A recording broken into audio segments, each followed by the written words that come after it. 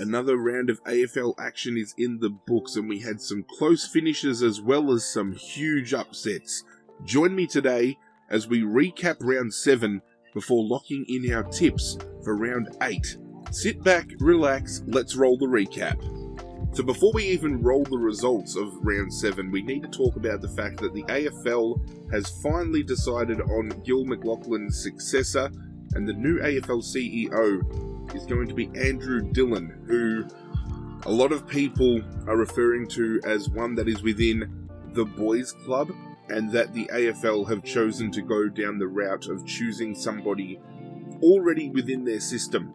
And it has caused a lot of commotion and stir through the AFL community.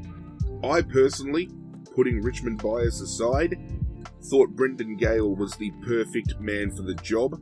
He's taken Richmond from a cellar-dwelling laughingstock of a club, and I say laughingstock lightly considering the season Richmond have had so far, but he has taken us from nothing and made us one of the biggest powerhouse clubs of the modern era. Not to mention the fact that he's played football before, and his wealth of knowledge about the game and his passion for the game would have held him in good stead moving forward. He would have been able to break some of those shackles that I feel the AFL is held back by. Missed opportunity, I feel. They've gone for somebody on the inside. I don't know how it took so long, if they're just appointing somebody whose office is just down the hallway from Gil McLachlan, and that is further example of things that have been discussed about, because a lot of people aren't happy with this decision because another yes man has been appointed, but we'll leave that at that. The other big news is that Tasmania has locked in a team. They will be joining the competition in 2027, and over the 2027 and 2028 seasons, they will be playing out of 2 separate locations before 2029 sees a $240 million government-funded stadium built in Port Macquarie. I think they're doing it in Port Macquarie. This is huge. Tasmanian Devils is obviously the name being floated around, but I'm going to pose it to you guys. What do you think the mascot should be for the new Tasmanian team, if not the Tasmanian Devil? During this period as well, Gil McLachlan is going to stay on as CEO for the remainder of the 2023 period and possibly into the 2024 period, while this transition of Tasmania coming into the mix is still going underway. With all that out of the way, it is time to have a look at round 7, which kicked off with St Kilda hosting Port Adelaide at Marvel Stadium. I tipped St Kilda thinking that their forward press and their defensive pressure that they have shown in the opening 6 rounds would be too much for Port Adelaide to handle.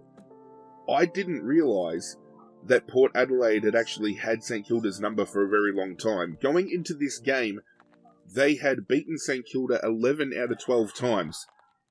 Had I known that information going into this game, I would have tipped Port Adelaide. It came down to the wire.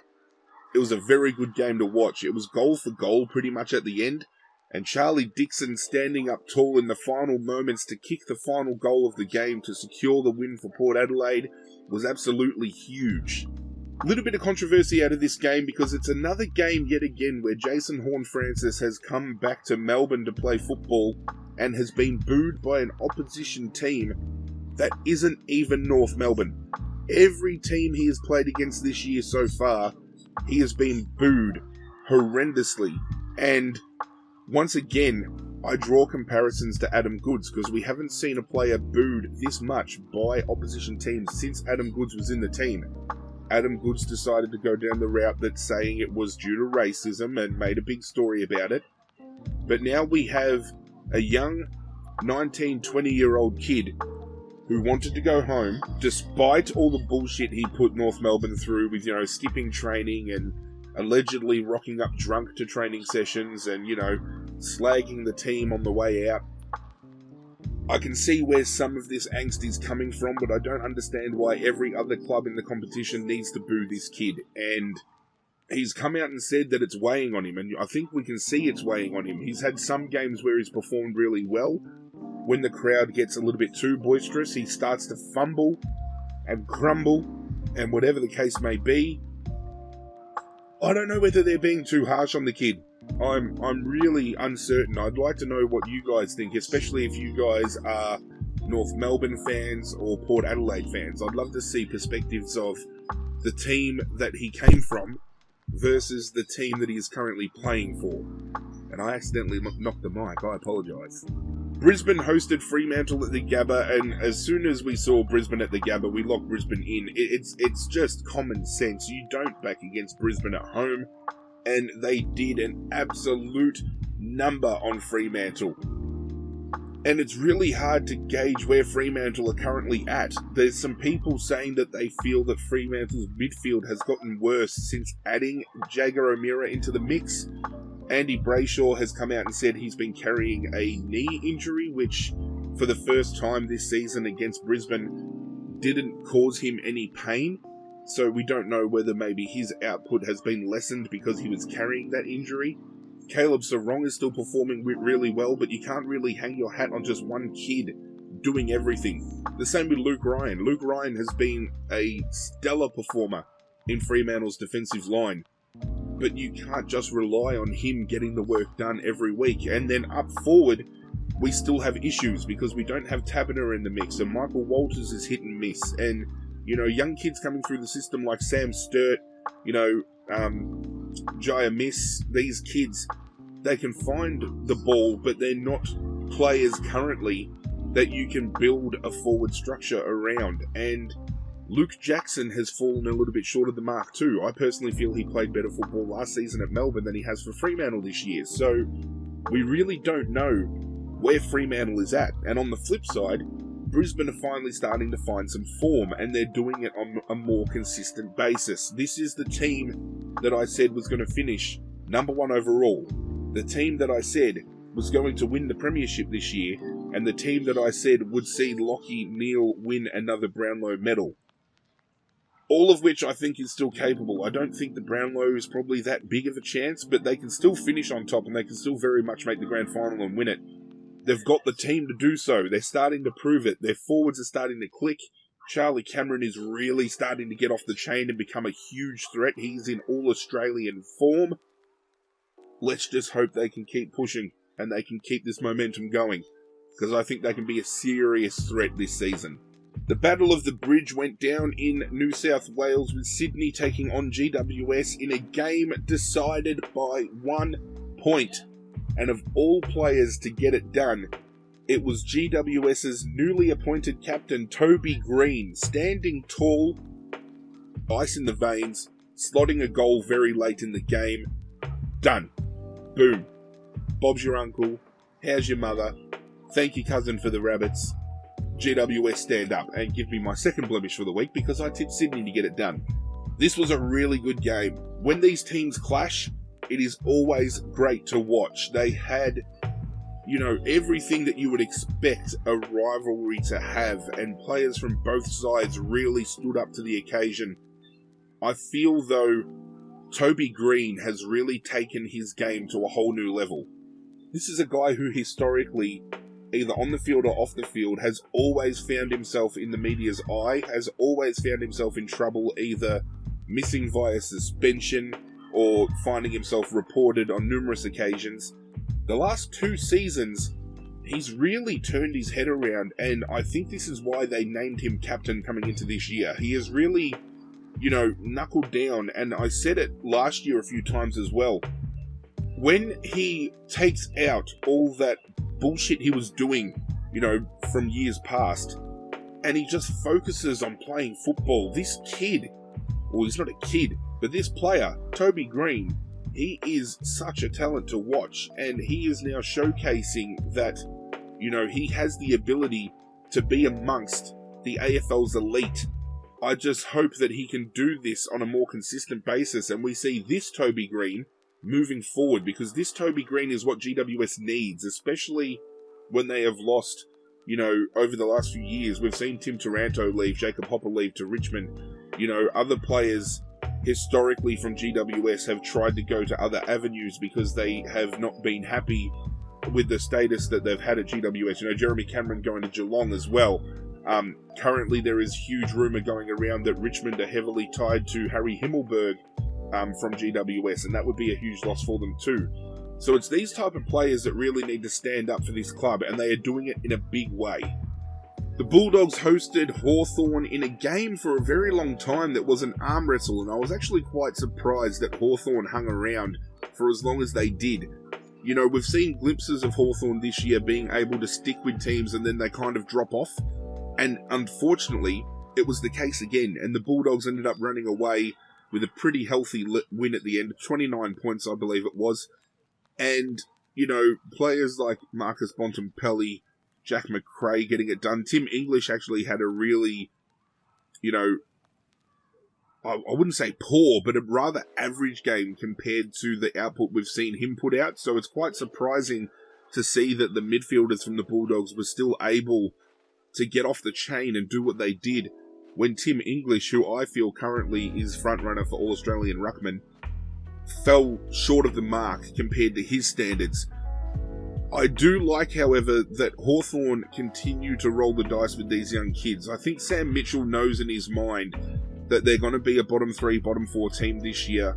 They're not going to win many games. They're always going to try to win games, but let's be honest, we can tell when a team is going through a period where they're going to struggle. And Hawthorn have gone through a process of a hard rebuild. We've seen them do soft rebuilds during their premiership years, but they're now doing a hard rebuild. He wants to build a core unit of young kids who can grow up together, so when they all hit their peak, they're hitting their peak at the same time. And it's off the back of players like James Warple, who I think has taken his game to a whole new level this year. Jai Newcomb has found another level to his game this year. James Sicily still doing what he's doing. Will Day, you know, rising to the occasion and taking his game to the next level. It's really good to see where Hawthorn's at, and while they're suffering now, it'll be worth riding the lows to really celebrate the highs. Trust me, as a Richmond fan, I can confirm that 100%. Saturday night was a weird night because it saw two absolute thrashings, the first of which was Melbourne to the tune of 90 points over North Melbourne.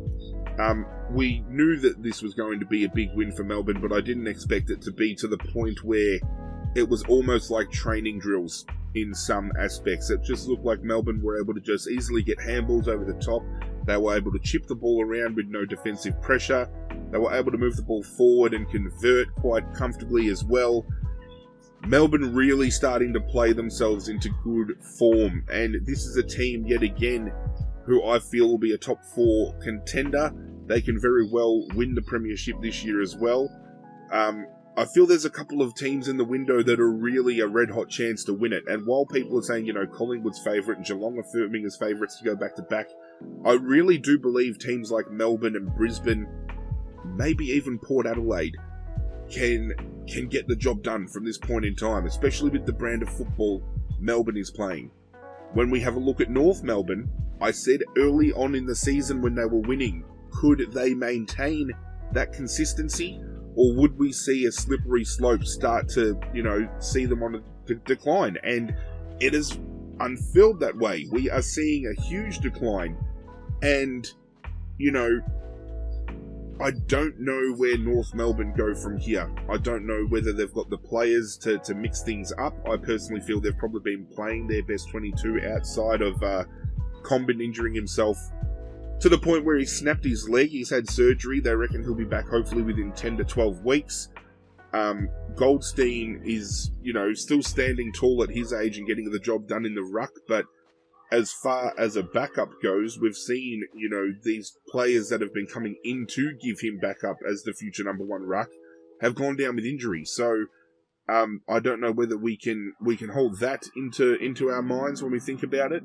I really just think North Melbourne at this point in time really start to need rolling the dice as an avenue of finding ways to mix things up a little bit.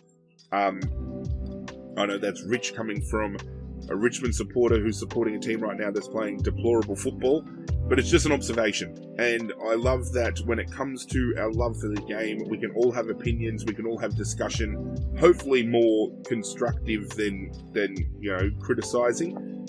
But I really do think North have gone from a team that were playing a brand that was worthy of playing finals this year, and that's something I didn't think I'd say about North this year, to now being a team that I think we could almost lock into the bottom 4, bottom 5 at the end of the year. Carlton went to West Coast and won by 108 points. If that is shocking enough, let me confirm something to you. West Coast have lost more games in the last couple of seasons by more than 100 points than they have won games. Just won games. That's fucking huge. And coming into this next round of football, yet again, they're finding themselves at a point where they might not even have enough players to field a full team. Where do we draw the fucking line? I know some injuries have been pretty big, but half of the injuries that they've currently sustained are soft tissue injuries, and I think you've got to hang that on the conditioning team of West Coast. And then I further looked into that, and they've hired a new conditioning coach heading into this season. They've hired the wrong fucking person if they've got a new coach in there, because with all these fucking soft tissue injuries going down, I can't remember a team that has been struck with injury as bad as West Coast has over the last couple of years. And I feel for them, but I don't know where to fucking go from there. I really don't. And then on the other side, Carlton, they're starting to string some really good football together too. Charlie Curnow comes out and kicks 9 goals. Charlie Curnow off his own boot kicked more than West Coast did for the entire game. You could have taken the rest of Carlton's team off the field. Carlton still win with just Charlie Curnow sitting in the fucking the forward square. Oh, they're in all sorts, West Coast, and I just don't know. Can we also just take the time to appreciate that Sam Walsh is back playing football for Carlton and he's doing an incredible job? Just, it feels like he didn't miss the first few rounds. He's just taken off like a fucking rocket, and it is great to see a young kid just come back in and have an immediate impact like he has with the Blues. Geelong defeated Essendon in a game where I thought it was going to blow out in a pretty big way. Tom Hawkins kicked 8 goals for the game. It is a career high for him. Everyone wanted him to kick 10, just like they wanted to see Charlie Curnow in the game the night before kick 10. You know, it's very rarely we see that happen, so when big boys get off the chain and can kick a big bag like that, it's really exciting to see. Patrick Dangerfield, after going missing for the first couple of rounds, and, people like Kane Cornes coming out saying that the burden of the captaincy is weighing him down, he's really turned his game around as well and has been a critical part to Geelong really getting on top. I don't know about the conversation Kane Cornes is trying to now have about him being in All-Australian contention now, on the back of only a few weeks ago, him saying that he was playing poorly and that the captaincy was a burden, and now it's all of a sudden he's in All-Australian form. This is why I don't like Kane Cornes. As a player, I rated him. As a media personality, as a journalist, he can get fucked. Essendon hung in for as long as they could, but they just didn't have ways to answer, and there was a period of time where they started putting on a press, and I thought, fuck, Essendon are going to come back and win this, but Geelong just doing what Geelong do, held firm, went through their systems, got the job done again, and we've now got to start paying credit to Geelong. They might have belted Hawthorn and West Coast previously, but we have now seen them defeat 2 teams that are held in higher regard to where they should have placed, by the end of this year. And now that they're taking on teams that have been performing a bit better than Hawthorn and West Coast and have beaten those teams, they've truly got to be back in the, in the conversation of possibly going back-to-back this season. Richmond hosted Gold Coast at Marvel Stadium, and I had the scarf right here. I was ready to put it on. I was ready to fucking get howdy fucking rowdy in this video, and we lost to the Gold Coast. It is the 3rd year in a row we have lost to the Gold Coast Suns. Since 2021, when Damien Hardwick came out and said that we don't like playing at Marvel Stadium, I don't know why he came out and said it, but he said it, and it's become a meme. Richmond have not won a game at Marvel Stadium since he made that comment.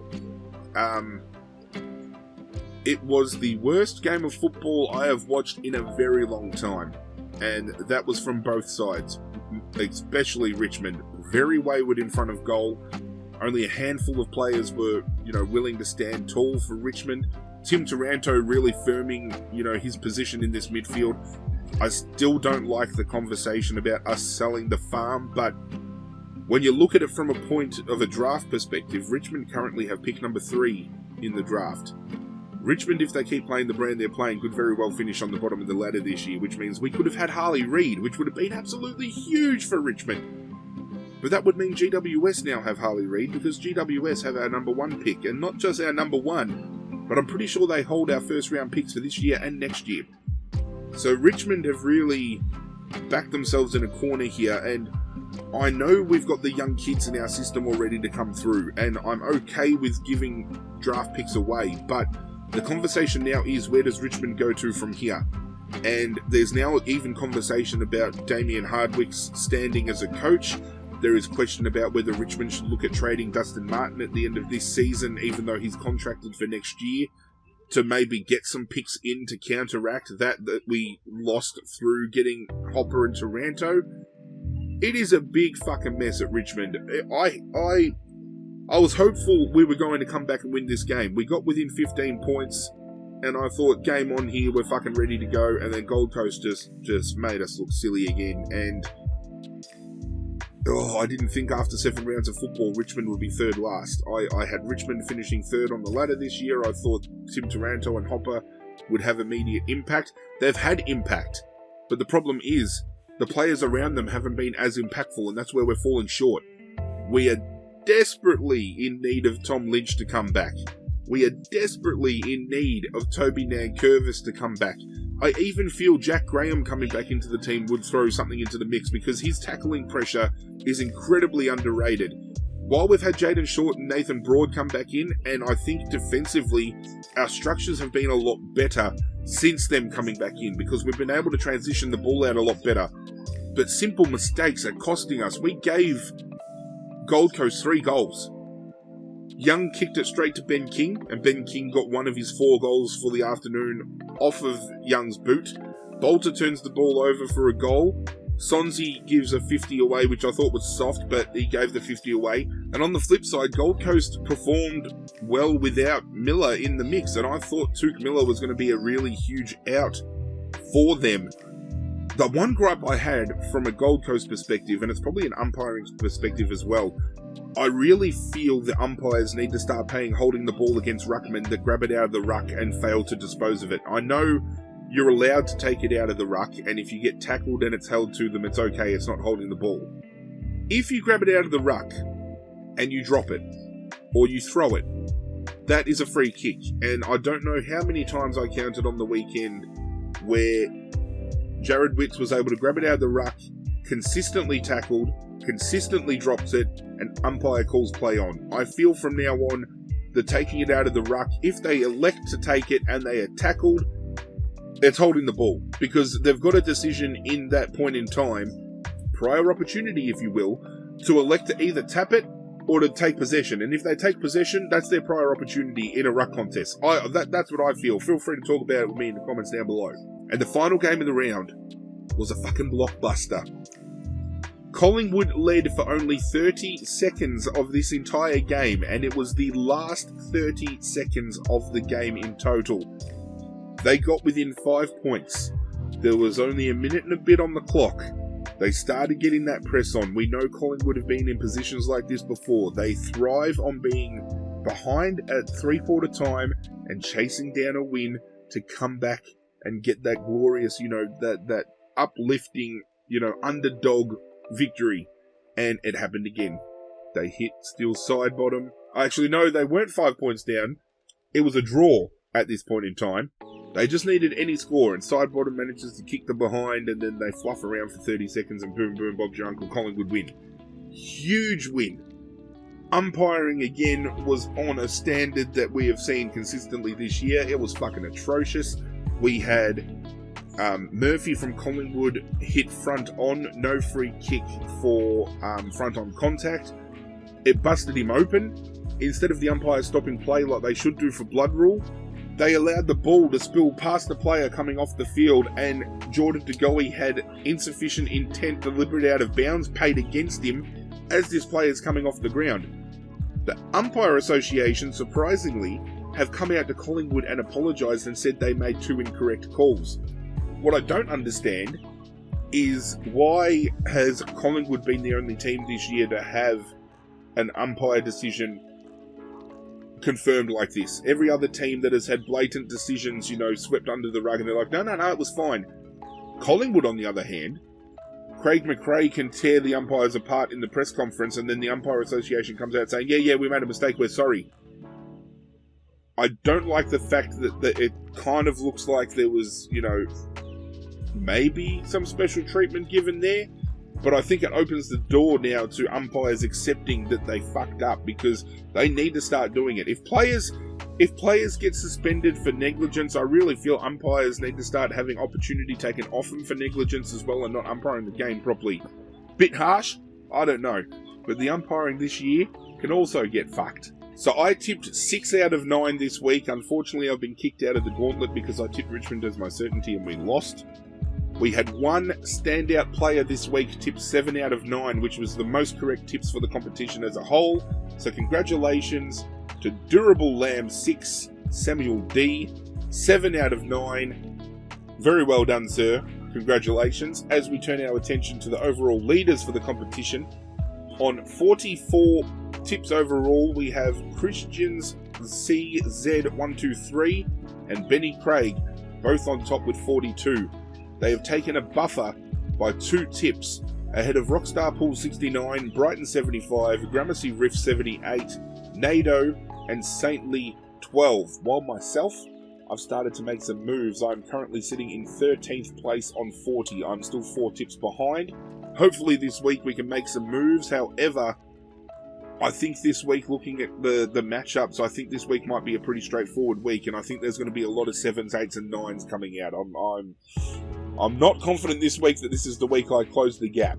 Friday night, we have Carlton taking on Brisbane at Marvel Stadium, and I have been racking my head around trying to work out who's going to win this game. And I spoke to my old man about it, and we tried dissecting it, and when we look at defensive structures and who they have to shut down respectively, Carlton have Harry Mackay and Charlie Curnow. Shut those 2 down, and I don't think there's really any other avenue, maybe outside of Jack Silvani. For Brisbane, you have Joe Danaher, you've got Eric Hipwood, you've got Charlie Cameron, who was getting off the chain, you've got Jack Gunston, you've got Lincoln McCarthy, you've got all these players that need to be shut down because they can all have huge influence on a game. Wiedering probably goes to Danaher, but then who goes to who outside of that? I really don't know. I think this is the week Brisbane's forward line can really do some damage. When we look at the midfield battle, who do you take? Do you take Cripps, Walsh and Chera? Do you take Dunkley, Neal and Ashcroft? Hugh McCluggage maybe running through the middle. The ruckmen aren't really all that chop. McInerney and Pittonet, or whether De Koning comes back in, I don't know. But after a lot of thinking, I'm going to go with Brisbane by 14 points. Yes, I know I've got to lock in the team. We're going Brisbane by 14. I've convinced myself that they can get it done. Even though they haven't travelled well this year outside of going to Adelaide and winning in Adelaide, I think they can get it done at Marvel this week. Saturday afternoon, Richmond West Coast at the MCG. I actually thought originally coming into this week it was at West Coast, but back at the G, I think Richmond get a win here. As I said, West Coast are down to, I think, 26 players, and you need to name 26, the players that are playing plus the emergency list. They might not even have enough players to name an emergency list. That's how bad they're tracking at the moment. And I think Richmond, after playing their worst game of the year, are going to come out licking their chops for a huge win. And a huge win against West Coast here, hopefully, might play Richmond into a little bit of form. Fingers crossed. Geelong take on Adelaide at GMHBA Stadium. I think Geelong get it done here, but I think Adelaide are going to prove a hell of a lot stronger of a contest than what they would have done in previous years. I still think Adelaide are a lock for finals this season. They're playing a really good brand even when they lose. Heritage Bank Stadium sees Gold Coast hosting Melbourne. I think Melbourne win this one. As I said, you can now look at these games and you can kind of definitively pick a winner. Heading into this game, however, at Manuka Oval, GWS take on the Bulldogs, and I'm actually going to back GWS to win this game. And even though Bulldogs have had a better run this year, I really liked what I saw from GWS against Sydney, and I think GWS is starting to find their groove. I think they've got the unit together now that can do some damage against the doggies. Optus Stadium sees Fremantle taking on Hawthorn. I'm going to tip Fremantle. Hawthorn are going to put up a fight. I can feel it. Adelaide Oval, Port Adelaide taking on Essendon. I think we take Port Adelaide at home. That's pretty straightforward. At the MCG, Collingwood take on Sydney. I think that's pretty straightforward as well. We go with Collingwood. And then at Marvel Stadium, North Melbourne St Kilda, I think that's pretty straightforward as well. St Kilda. As I said, you can look at the tips. Aside from going for Brisbane and GWS, who are considered by tipping choices here as the outsiders, I've gone for the favourites. We've gone with Brisbane, Richmond, Geelong, Melbourne, GWS, Fremantle, Port Adelaide, Collingwood and St Kilda. I'm just hoping for a weekend of football where I see Richmond win a fucking game, and then next week when I do this video for round 8 and 9, I can have a bit more, exuberance about me. I can be a little bit more uplifted. I do hope you guys enjoyed today's video though. If you did, do me a favour and hit that like button down below. Be sure to subscribe if you're new around here too. But that's it from me, guys. I'm out of here. Good luck to your teams this weekend. And as always, I will catch you guys next time.